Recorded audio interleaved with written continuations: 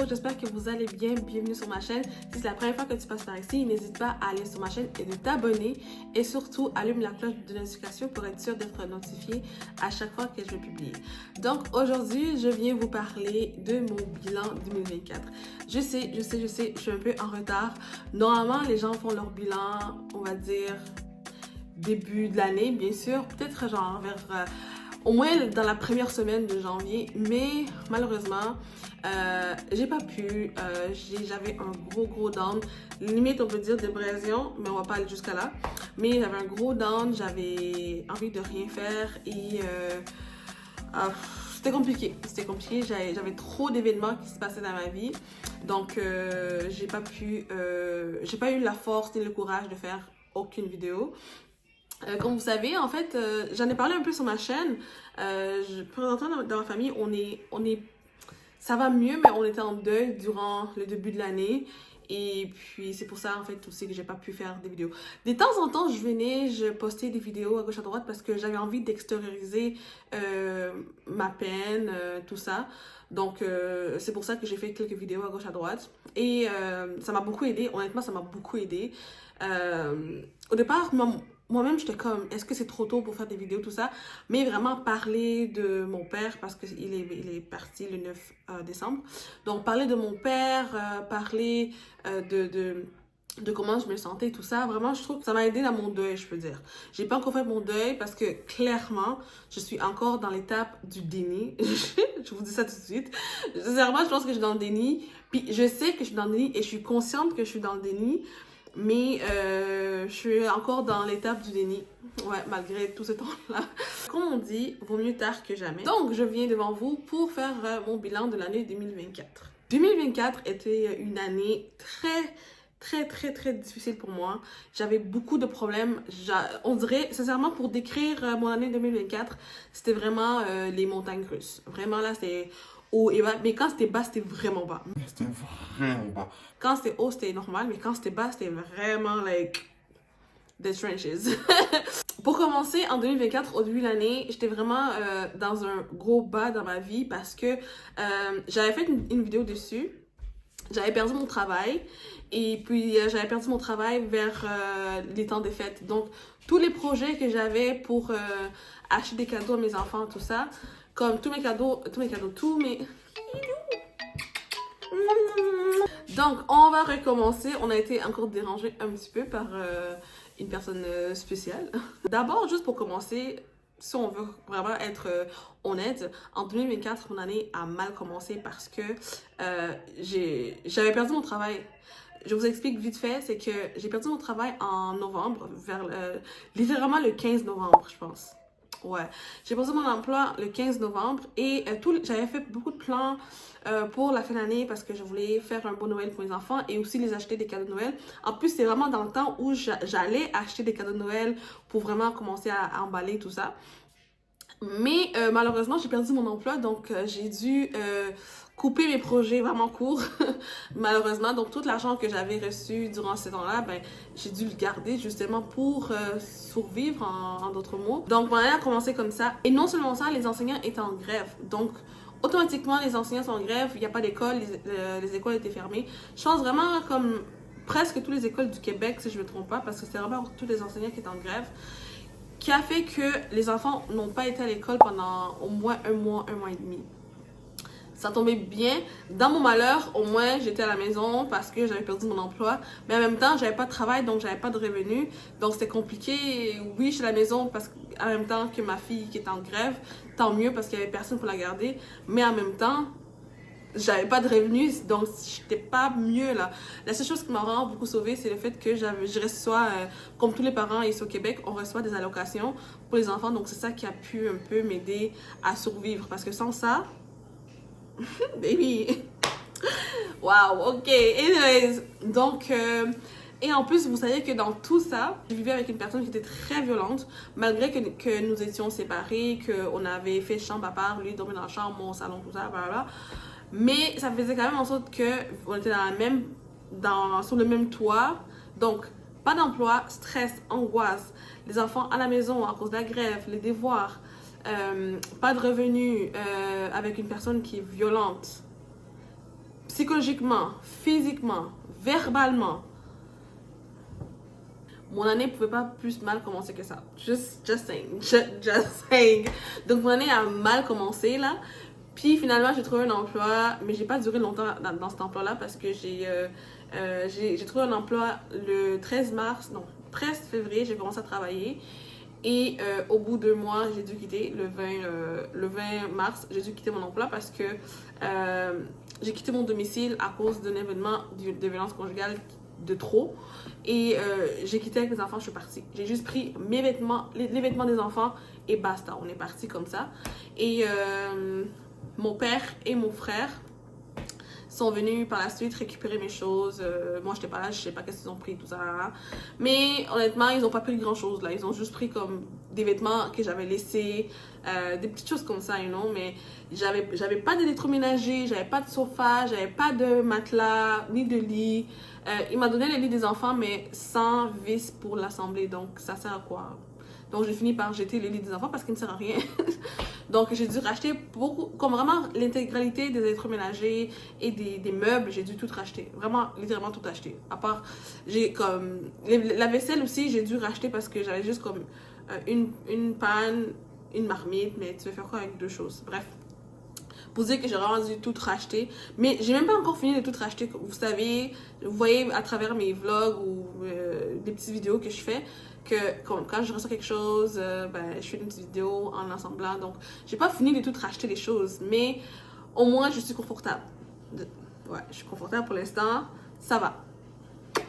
Pour dire que même si vous perdez tout, peu importe, même si vous perdez tout, puis vous avez plus rien, il y a toujours possibilité de vous reconstruire. Moi, j'ai quitté avec rien et au jour d'aujourd'hui, je suis confortable, on va dire. Ouais, je suis vraiment bien confortable. J'ai pas de problème financier comme j'avais il y a 1 an. Ça, au moins, ça s'est beaucoup amélioré. J'ai quitté en mars et j'ai trouvé mon logement ici où je suis en juillet. Je suis déménagée ici. Donc, j'ai emménagé le 5 juillet. Et j'avais absolument rien du tout, à part juste mes vêtements. Donc, je pense que j'ai une petite vidéo que j'avais postée. Je vais essayer de la mettre quelque part à gauche, à droite. Mais j'avais juste comme des sacs de poubelle de mes vêtements et les vêtements de mes enfants. Mes maquillages, des choses comme ça, you know. Mais comme, j'avais juste ça, les sacs. Alors que je regarde la maison à gauche, à droite. 0 meuble, ça m'a tellement stressée. Une chance que j'ai mon ride or die. J'ai mon père qui était encore vivant à cette époque-là. Donc, c'était durant l'été en plus, une chance, Dieu merci. Donc, tout l'été, mes enfants, ils ont passé l'intégralité de l'été chez mon père. Moi aussi, d'ailleurs, parce que, j'ai rien à la maison. Et entre-temps, j'ai acheté les choses petit à petit à la maison. Et à la fin de l'été, j'avais acheté quelques petites choses pour être capable de vivre dans la maison, pour que la maison soit vivable, parce que sinon la maison n'était pas vivable, il n'y avait rien. Donc, j'ai acheté en vitesse laveuse, sécheuse, cuisinière, frigo, matelas, parce que j'avais pas d'argent pour le lit, ça coûte tellement cher. Jesus! Donc, j'avais pas d'argent pour le lit, donc j'ai acheté juste des matelas, j'ai acheté le sofa pour le salon et il m'a donné une petite télé, mais il n'y avait pas de télécommande. Donc, j'ai dû racheter une télécommande. Mais thank you pour la télé, en passant. Et puis, j'ai dû racheter des rideaux, tout ça. Donc, au moins, avec ce que j'avais acheté durant l'été, ça m'a permis de pouvoir être capable de vivre dans la maison. Au moins, j'ai la base, quoi, you know. Cuisinière, je peux cuisiner, frigo, je peux avoir des choses dedans. Laver sécheuse, je peux laver, sécher. Sofa, je peux m'asseoir. Télévision, je peux regarder la télévision. Donc, matelas, on peut dormir. Donc, j'ai comme la base des choses de la maison pour être capable de vivre. Je pense que je vous en ai parlé aussi. Même la peinture, je sais pas si vous pouvez voir derrière moi, mais j'ai même pas fini de faire la peinture. À un moment donné, j'étais comme, you know what, just F that shit. Parce que comme, j'avais tellement des choses à faire, des choses à nettoyer. Non, j'étais comme, you know what, laisse tomber. Je vais faire la peinture à temps et lieu. Mais mon père, il est venu chez moi à un moment donné, il m'a aidé à faire la peinture de ma cuisine, mais j'ai pas tout fini la peinture de la maison. Mais ça va venir. Puis en même temps, comme la peinture que j'avais, c'était juste la couleur blanche. Et je voulais pas juste avoir du blanc dans la maison. J'ai envie d'avoir de la couleur, j'ai envie de faire des designs et tout ça. Et c'est pour ça que j'ai dit, laisse tomber là. J'ai pas voulu trop aller loin avec la peinture parce que je sais que je voulais faire la couleur. Et est-ce que vous savez que la peinture coûte cher? Dans un temps normal, j'aurais été capable d'acheter parce que, bon, c'est quoi, 80$, max 100, 150$, non. Le moins cher que j'ai trouvé dans la peinture, c'était 75$. Donc, on va dire 75$, on va dire le plus cher, vas-y, soyons fous, on va dire le max 110$, ok? Mais, donc, on va dire le range 75$ à 110$, on va dire. Mais, pour un pot de peinture, j'ai un 4,5$. Donc, un pot de peinture, c'est pas assez, là. C'est vraiment pas assez. Parce que, genre, juste un pot de peinture, c'est peut-être juste un mur, tu vois. So, j'ai besoin de plusieurs pots de peinture parce que c'est pas juste la peinture blanche, c'est plusieurs couleurs. Dans la chambre des filles, je veux qu'il y ait 2 couleurs. Gris et mauve, ou gris et rose, on va voir encore. Mais mauve, c'est plus... J'ai plus envie de mauve parce que les filles, Chelsea veut rose, Anaëlle veut mauve. On va voir qu'est-ce qu'on va faire.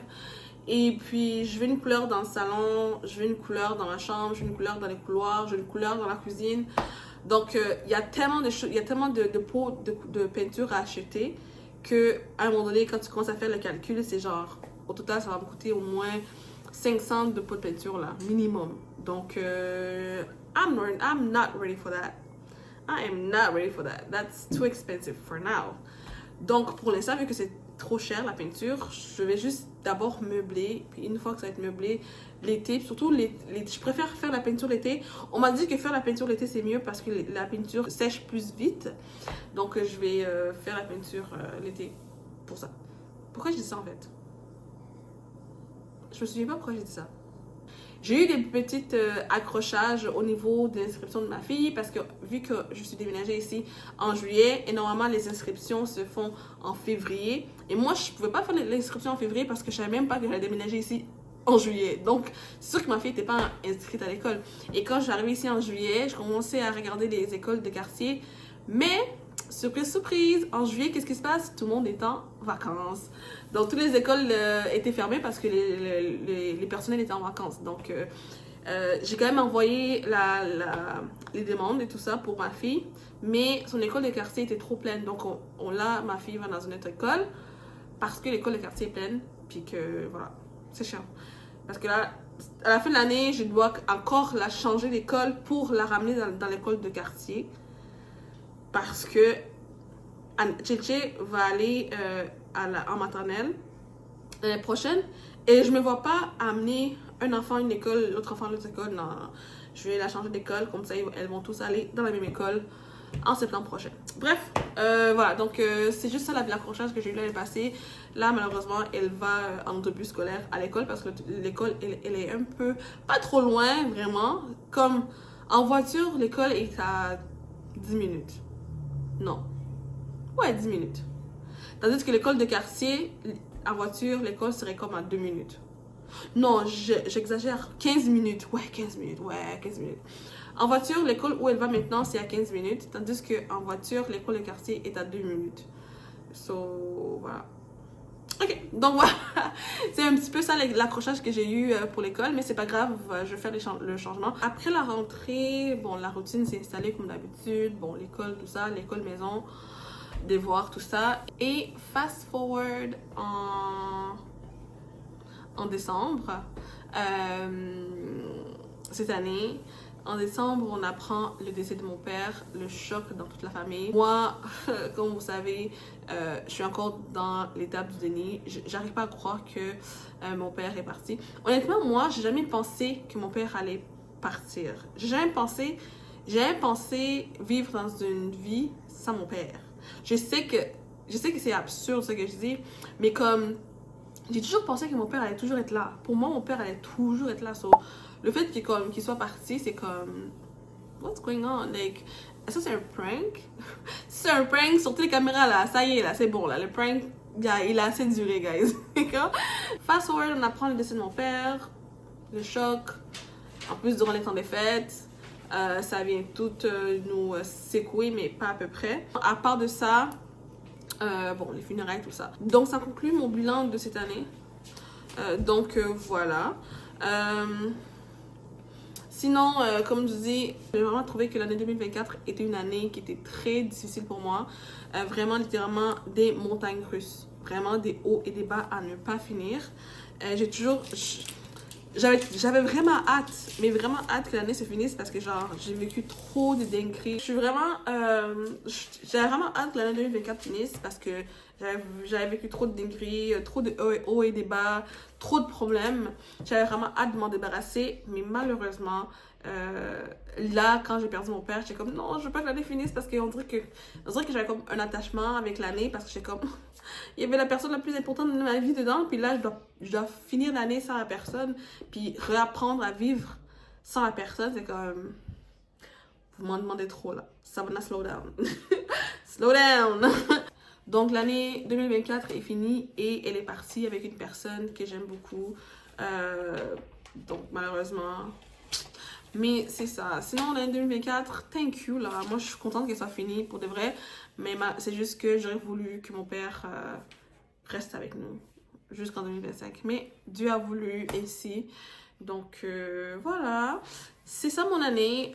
Honnêtement, le côté écrit, le côté objectif, tout ça, je l'ai fait déjà dans mon petit journal à côté. Peut-être que je pourrais le partager avec vous. Mais sinon, c'est fait. J'ai écrit mes objectifs. J'ai vraiment fait une introspection et je suis vraiment contente. Honnêtement, je suis fière de moi. Pour les vrais, cette année, je suis vraiment fière de moi parce que j'ai vraiment stand on business. J'ai pris mes décisions et puis j'ai pas écouté les ondits à gauche, à droite. J'ai pris mes décisions et j'ai fait ce qui est bon pour moi et mes enfants. Cette année, je me suis mis en premier. Pas trop au début de l'année, mais après ça, je me suis mis en premier, je me suis choisie. J'ai choisi ma paix, j'ai choisi ma tranquillité d'esprit, j'ai choisi de m'aimer, j'ai choisi de me mettre de l'avant. Vraiment, je me suis choisie en 2024 et je suis vraiment fière de moi. Good job, girlie. Je suis vraiment fière de moi pour de vrai. En 2025, ça va être vraiment l'heure de travailler ma santé mentale. Je vais vraiment beaucoup travailler sur ça et vraiment travailler aussi sur ma santé physique. Mais ma santé mentale, elle est pas à plat parce que pour de vrai, je me relève un peu, mais elle commence pas mal à... Donc, je vais travailler dessus et la remonter parce que des fois, j'ai des crashs vraiment très bas. Donc, je vais travailler beaucoup avec ma santé mentale pour la remonter, pour qu'elle soit dans un average normal. Et puis aussi, comme je vous dis, ma santé physique. Donc voilà. Sinon, c'est un peu ça en général. Je ne vais pas trop m'étaler. Merci beaucoup d'avoir regardé la vidéo jusqu'à la fin. N'hésitez pas de aimer la vidéo, commenter quoi que ce soit. Peu importe ce que vous allez commenter, c'est pas grave. Ça va juste booster la vidéo pour que l'algorithme puisse l'envoyer à beaucoup de personnes. Donc, n'hésitez pas à liker, commenter et partager si vous voulez. Et aussi, surtout, abonnez-vous et allumez la cloche de notification. Moi, je vous dis en ce moment, présentement, maintenant. Oui, aujourd'hui, quand j'ai regardé combien d'abonnés que j'ai, je suis rendue à 85, guys. 85 abonnés. Je suis tellement fière de moi parce que quand j'ai commencé ma chaîne YouTube, j'avais juste deux personnes qui m'ont suivi et c'est à l'époque 2 personnes de ma famille. Au jour d'aujourd'hui, ils sont bloqués. Mais ça, ils n'ont pas besoin de savoir. Mais au début, quand j'ai commencé ma chaîne YouTube, j'avais juste 2 personnes. Et aujourd'hui, j'ai 85 personnes. 85 personnes. Je suis vraiment contente. Merci à mes 85 abonnés. Je suis contente.